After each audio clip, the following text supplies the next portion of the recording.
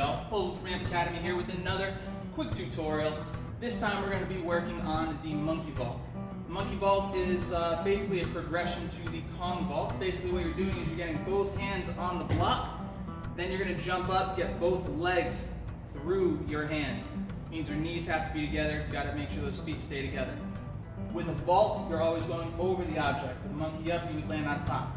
So monkey vault, both fingers, both hands, fingers facing forward. Jump off both feet, through. Make sure you throw that block behind you to help you get over, and that's monkey vault. Make sure you guys like, share, subscribe, ring that bell to turn on notifications, so that way you make sure that you get notified every single time we upload a new tutorial for you. See y'all next time.